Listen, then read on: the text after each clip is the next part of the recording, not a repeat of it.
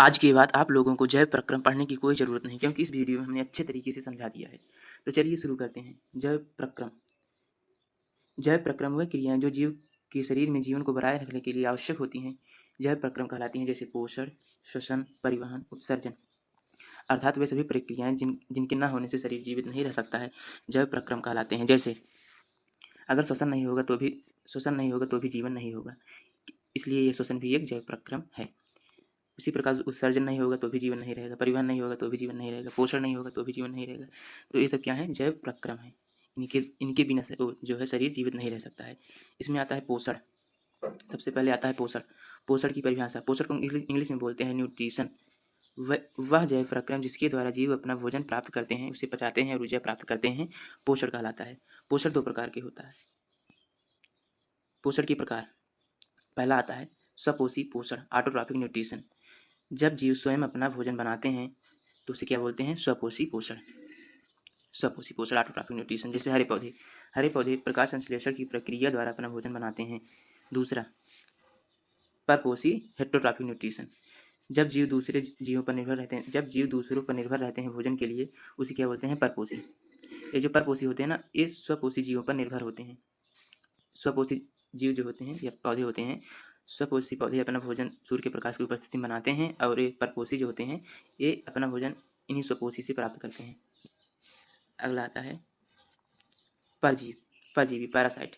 Parasite मतलब होता है जैसे अमरबेल ये दूसरों जीव के ऊपर रहते, जीव या पौधों के ऊपर रहते हैं, लेकिन बिना उसी नुकसान पहुँचाए।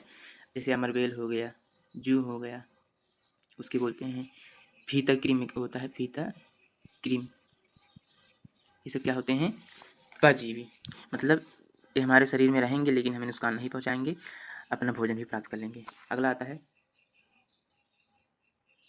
सैप्रोफिटिक, जैसे फफूंदी। और अगला आता है होरोजोई, जैसे मनुष्य। ये अपना भोजन प्राप्त करते हैं और उसे पचाते भी हैं। मानव में पोषण तंत्र, ह्यूमन डाइजेस्टिव सिस्टम।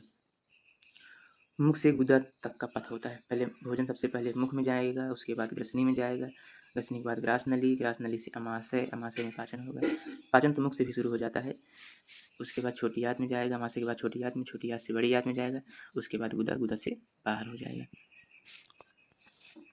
ये याद कर लेना है, इम्पॉर्टेंट है। उसके बाद आएगा महत्वपूर्ण अंग और उनके कार्य। मुख का क्या कार्य होता है? मुख का कार्य होता है यांत्रिक और रासायनिक पाचन। मुख में लार होता है, लार से पाचन हो जाता है। अमाशय का काम होता है सीएल और पेप्सिन द्वारा प्रोटीन का पाचन। अमाशय जो है प्रोटीन का पाचन करता है। उसके बाद छोटी आंत जो होती है वो कार्बोहाइड्रेट, प्रोटीन, वसा का पूर्ण पाचन और अवशोषण करती है।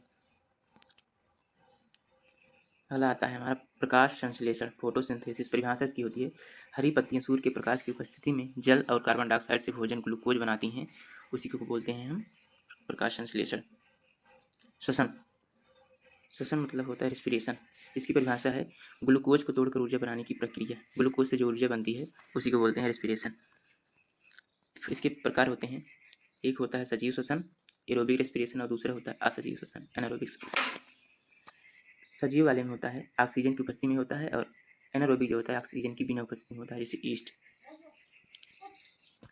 एटीपी के फुल फॉर्म है एडिनोसाइन ट्राइफॉस्फेट। इसे बोलते हैं ऊर्जा की मुद्रा, एनर्जी करेंसी भी बोलते हैं। परिवहन, पौधों में परिवहन किसके द्वारा होता है? जाइलम और फ्लोएम। जाइलम जो होता है ये जल का परिवहन करता है, नीचे से जल को जमीन से ऊपर ले जाता है, और फ्लोएम जो होता है भोजन का परिवहन करता है। मतलब भोजन जो है नीचे से ऊपर भी जाएगा, पत्तियों से ऊपर भी जाएगा और नीचे भी आएगा, ऊपर भी जाएगा नीचे भी, दोनों तरफ होता है, दोनों तरफ। उसके बाद आ गया है मानव में परिवहन। मानव परिवहन रक्त के द्वारा होता है, उसके बाद हृदय के द्वारा होता है। रक्त में क्या होता है? ऑक्सीजन, पोषक तत्व, अपशिष्ट का परिवहन। इन सब का परिवहन कौन करता है? रक्त करता है। रक्त मतलब ब्लड। और आ जाता है हृदय। हृदय में 4 कोष्ठक होते हैं, 2 अलिंद होते हैं, दायालिंद, बायालिंद, बायानिलय, 2 आर्टिया, 2 वेंट्रिकल्स। उसके बाद है रक्तवाहिकाएं। मतलब ब्लड वेसल्स, इसको बोलते हैं इंग्लिश में ब्लड वेसल्स।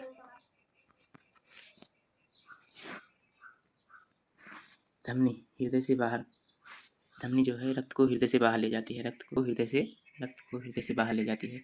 और शिरा जो है पूरे शरीर से रक्त को हृदय की तरफ लेकर आती है। और केशिकाएँ पतली पतली शाखाएँ होती हैं, ऐसे अंगुलियों के समान होती हैं, पतली पतली शाखाएँ होती हैं। अगला है हमारा उत्सर्जन।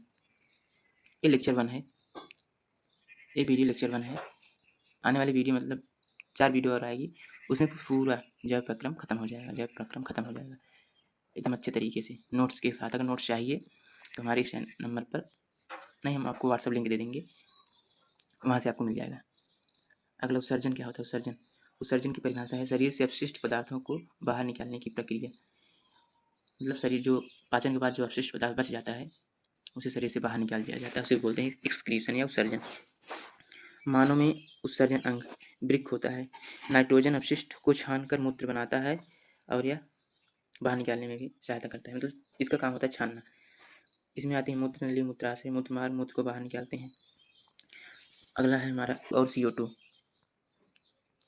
वातोत्सर्जन द्वारा पत्तियों के रंध्रों से बाहर जाती हैं। अपशिष्ट पदार्थ का भंडारण पुराने को या पत्तियों में होता है।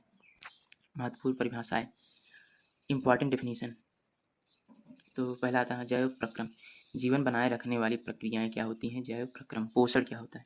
दूसरा पोषण, भोजन प्राप्त करके ऊर्जा बनाने की प्रक्रिया पोषण कहलाती है। तीसरा आता है हमारा श्वसन। श्वसन क्या होता है? भोजन को ऊर्जा में बदलने की प्रक्रिया, भोजन से ऊर्जा जब बन जाती है उसे बोलते हैं श्वसन।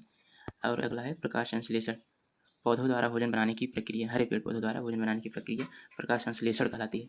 अगला है हमारा परिवहन, पदार्थों का शरीर में एक स्थान से दूसरे स्थान तक ले जाना परिवहन कहलाता है। मतलब यहाँ से जैसे ब्लड से पोषक तत्व को पूरे शरीर में ले जाना, इसी का काम होता है, रक्त का काम होता है।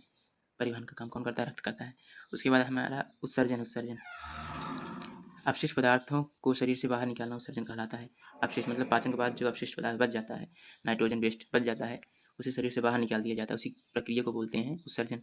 उत्सर्जन में कौन सा अंग होता है? पहला होता है हमारा वृक्क।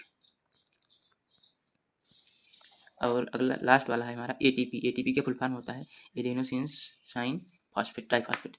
इसे बोलते हैं शरीर की ऊर्जा मुद्रा। मुद्रा मतलब होता है पैसा, सिक्का।